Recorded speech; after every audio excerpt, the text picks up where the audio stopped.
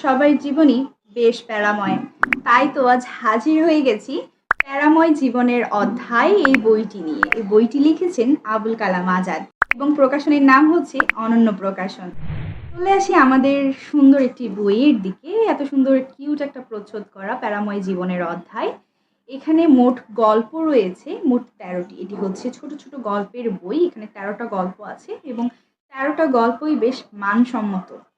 বইটির দাম হচ্ছে ২৮০ টাকা এবং এটির প্রকাশনীর নাম হচ্ছে অনন্য প্রকাশন এবং লিখেছেন আবুল কালাম আজাদ।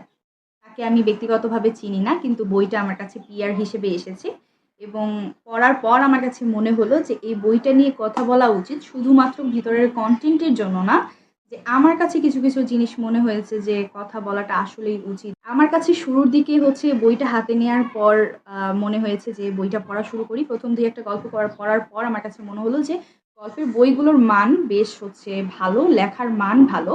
যার কারণে হচ্ছে আমি এর ভিতর থেকে ৫টা গল্প পড়েছি।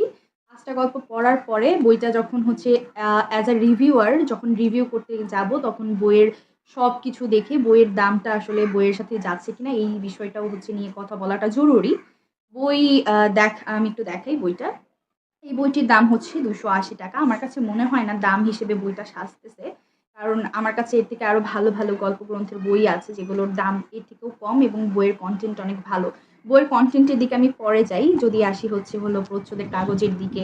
আমি হচ্ছে সচরাচর যে জিনিসটা খেয়াল করি, একটা বই হাতে নেওয়ার পর যদি প্রিমিয়াম ফিলটা না আসে না, বই পড়ার মজাটা আসে না। আর যারা নতুন, নতুন বই পড়ছি তারা আসলে হচ্ছে এই বিষয়গুলো থেকেই আসলে বইয়ের প্রতি আগ্রহটা আসে।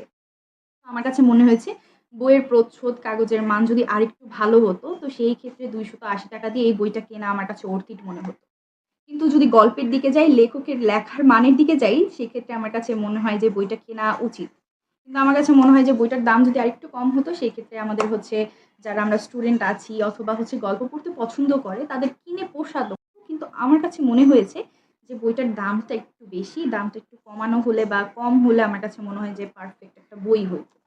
এখন চলে আসি বইয়ের হচ্ছে লেখার মানের দিকে। লেখা গল্পগুলো নিয়ে যদি আমি কথা বলি, তাহলে সেই ক্ষেত্রে এখানের সবগুলো গল্প আপনার কাছে মনে হবে যে আপনার নিজস্ব লাইফ থেকে হচ্ছে রিলেট করতে পারছেন, অথবা থাকে আমাদের বন্ধু, পাড়া প্রতিবেশী, অথবা হয়তোবা গল্পগুলো পড়ার সময় আপনার কাছে এমন একটা ক্যারেক্টারকে আপনি ইমাজিন করবেন যেগুলোকে হচ্ছে আমরা রিয়েল লাইফে অনেক সময় দেখি, তাদের সাথে মিশি, তাদের সাথে গল্প করি।